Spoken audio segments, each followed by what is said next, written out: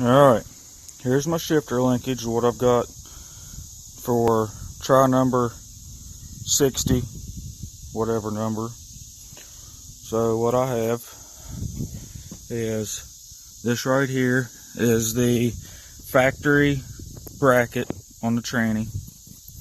This is 1/2 inch by 20 all thread, 1/2 inch heim joint, 1/2 inch slip yoke, 1/2 inch by 20 all thread, 1/2 inch slip yoke, bracket here that I made. Right here's the mounting plate, one there and one there. It's just a piece of angle, one bolt in the floor. There's another one on the other side you can't see, one bolt in the floor. This is the pivot bolt. See it pivot on that bolt? Okay, now you can see all my holes I've got for adjustment here, up through here. You can see my bolt right there. That is a 5/16 slip yoke with 5/16 by 24, I think, all thread. Alright, now here is my shifter handle. I kinked the factory one. Here's the factory one that I was trying to use. So I just bought pieces and made it as close as I could. But whenever I push this forward, it pulls up on that. See, push forward, pulls up on that. Now whenever I pull back, it'll pull down on that. Okay, see that? Now, whenever that side goes up and down, this side over here goes front and back. See that? Now, whenever that side goes front and back, it shifts the tranny.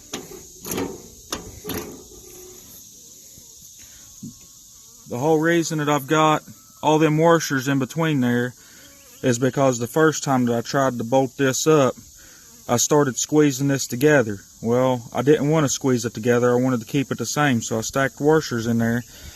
That way, whenever I tighten this down, it put the pressure on the washers and tightened it up instead of just clamping this together like that. These here, they're snug.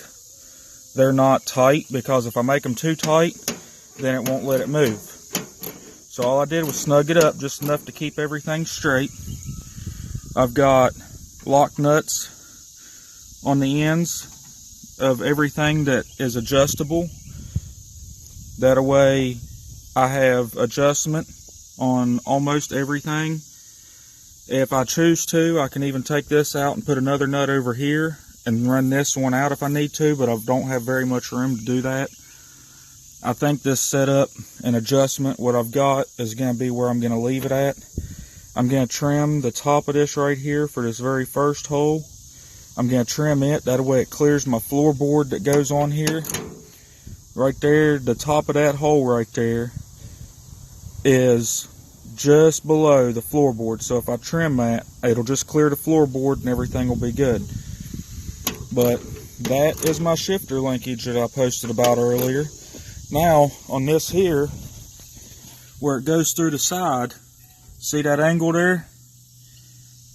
Well, that angle I put in there because when I first done this, the whole entire dashboard was too flimsy in order to support, you know, the leverage, I guess, of pulling on the handle. So I put that on there. See these bolts right here and right here? That's just to bolt the bracket to the angle that I put in there to stiffen everything up. And then there's just bolts bolting it up to the top. Okay? That big hole back there in the back, where you can see my kid through there, right there, see my hand? That is where all my switches are going to go. I've got a push button switch and a toggle switch for a kill switch and a toggle switch for my headlights. This little hole right here, I'm going to have two more switches. One is going to be for reverse lights, and one is going to be for an LED light that I'm going to put on top of that bumper right there. So anyways, I thought I'd just make a just a little video about this right here. This has got to be the most overcomplicated, expensive shift linkage ever on a lawnmower. I bet I have $100 in parts just on this shift linkage right here. All right, bye.